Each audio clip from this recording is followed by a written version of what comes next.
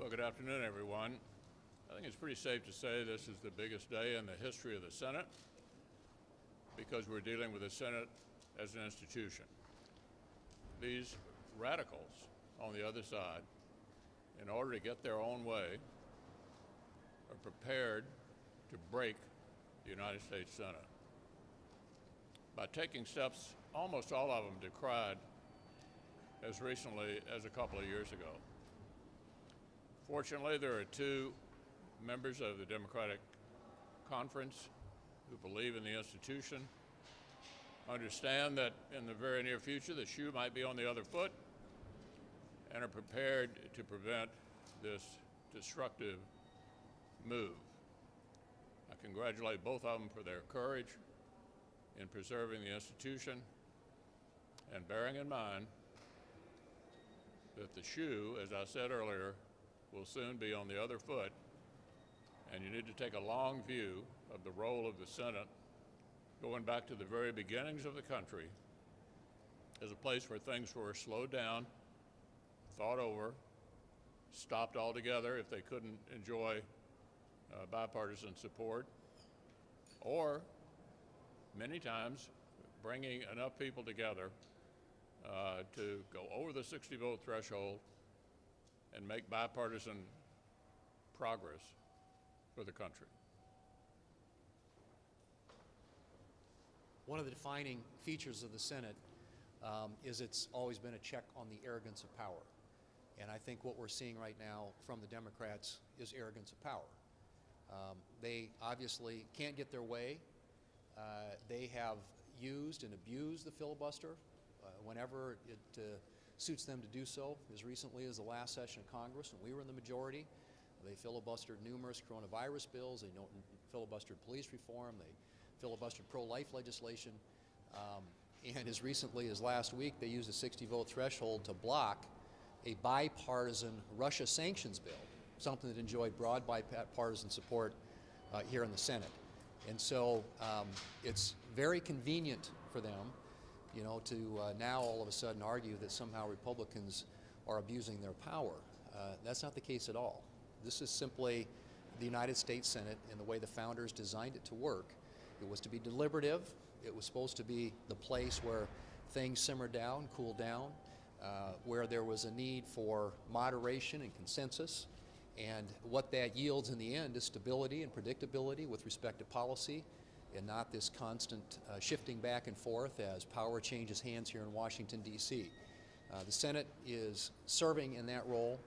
The legislation we have before us is something I think, as you know, we have pointed out numerous times, is a manufactured crisis. It's designed to distract, I believe, from the Democrats' failure on so many levels. I mean, they have not been able to pass their massive spending and taxing spree, which the spending that they've already done has had an inflationary effect. We've got the highest inflation in 40 years. The tax increases that they want to put on the economy would hurt the economy even more. The inflation is effectively a de facto pay cut for every family in America because at 7%, most people aren't getting a 7% pay raise year over year. And you look at the crisis at the border, you look at their failures on national security and foreign policy, you look at the crime that we're seeing in our cities, you look at the energy policy in this country where we're now imploring or pleading with OPEC to produce more oil because this administration has shut down energy projects in this country. There's just on so many levels failure. That's what this is about. And so they've created a manufactured crisis and are attempting to use and essentially destroy the rules in the Senate, the essence of the Senate, to accomplish a very partisan objective, and that is to give them an advantage in the next election. That's what this is about, nothing more, nothing less, nothing else. And I'm grateful, as the leader pointed out, for at least a couple of Democrats. I hope there are more today when we have this vote this evening who will understand what's at stake here and what they're doing and what it means for the future of this country if they succeed.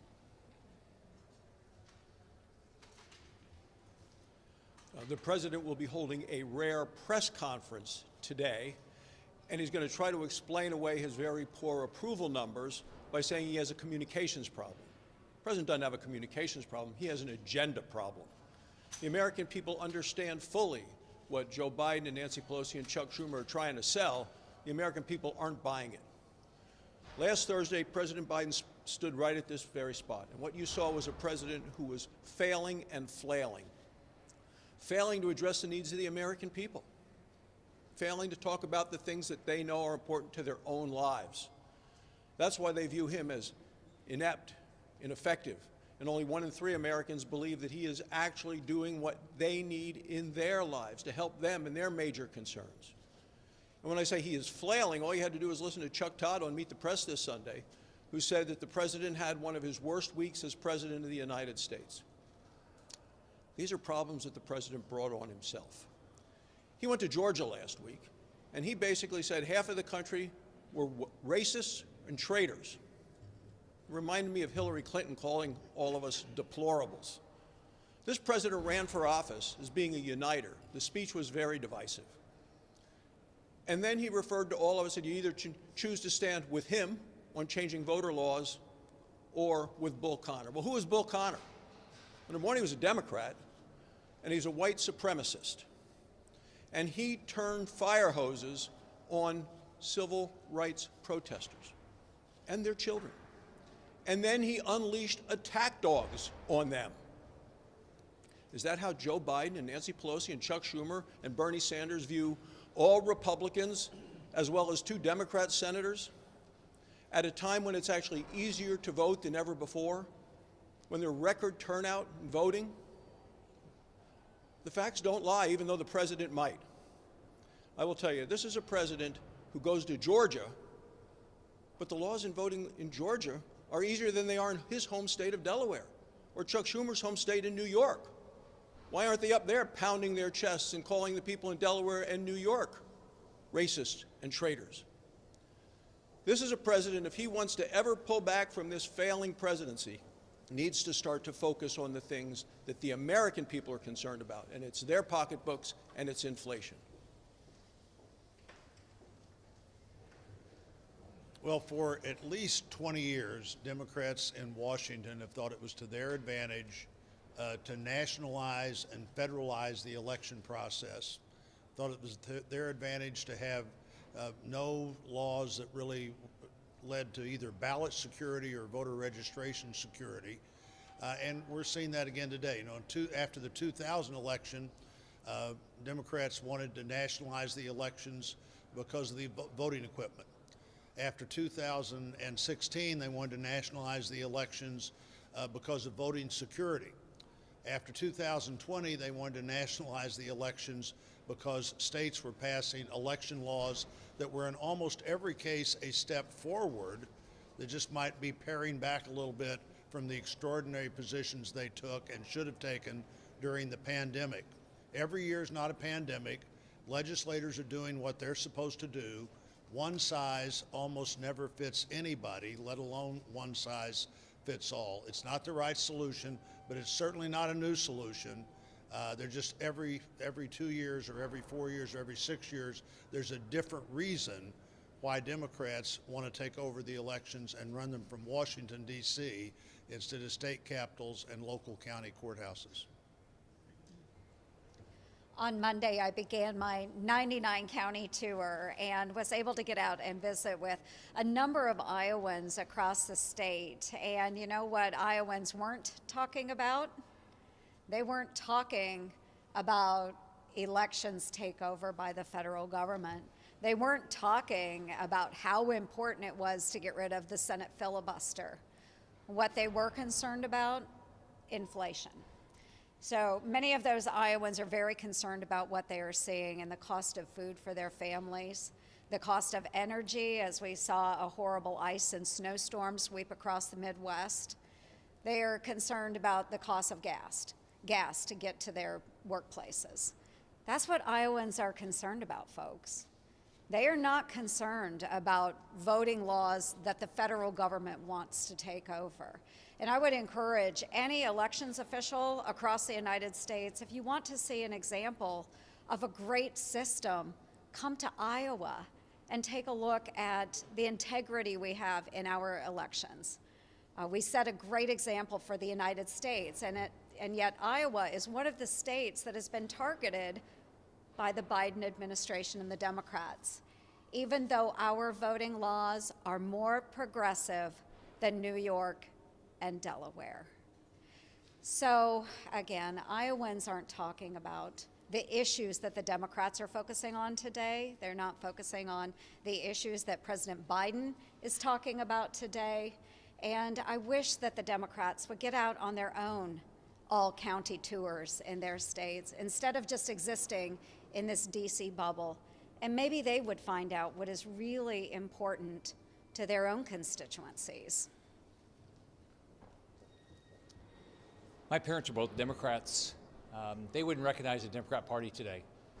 They were Democrats because they believed back then the Democrat Party stood for something. The only thing the Democrat Party stands for now is power. If you look at what, I've been up here 3 years, look at what the Democrat Party, 3 years, look what the Democrat Party is doing. They want to pack the Supreme Court, they want to get rid of the filibuster, they want to take over elections. They don't care if the executive branch follows the law. They don't care that borders are open. They don't care that we defund the police. So the Democrat Party needs to go back to the party that my parents believed in, a party that believes in people, the power of the people, not the power of the party. Yeah. Talking about Democrats, you think they should take the long view, that one day the shoe's going to be on the other foot. So with that in mind, if you were to regain power, would you commit to not further weakening the legislative filibuster moving forward? Well, we don't have to reset because the filibuster is not going to be changed today. What I can tell you for sure, and even if you have short-term memory loss, you may remember that frequently the previous president called upon me and my colleagues to change the filibuster rule. I had a one-word answer repeatedly, no. To take you back a long way, after the 1994 election, a really great election for my party, we took the House for the first time in 40 years, took the Senate back. One of the things we dealt with on day one was an effort to change the rules of the Senate to get rid of the legislative filibuster. Who would have benefited from that? This brand new majority just taking over with excited plans about the future. 100% of Senate Republicans voted no. So this party in the Senate has been consistently, no matter who was in the White House, no matter who controlled the Senate, consistently opposed to changing the essence of the Senate, which is the legislative filibuster.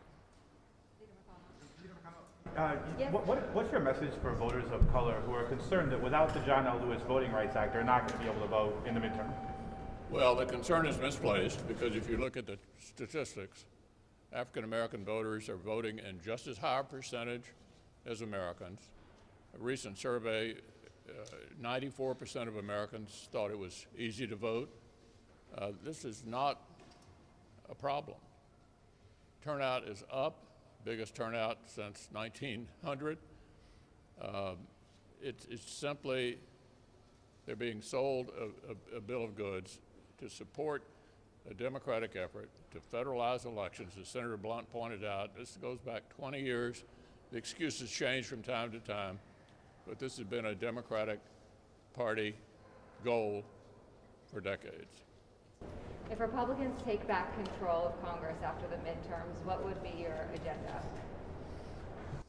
That is a very good question, and I'll let you know when we take it back.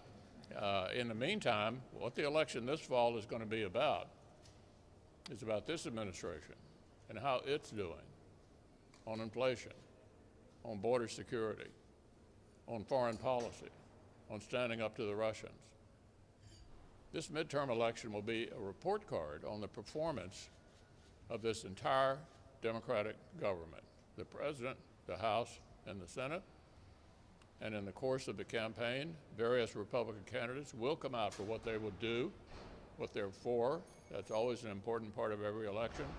But make no mistake about it, the election this fall is a referendum on this all-Democratic government.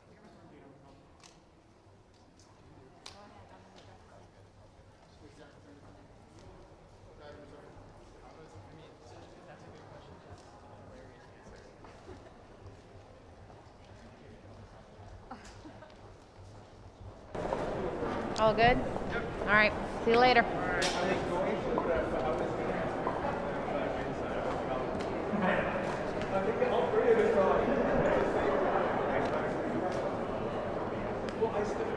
Oh,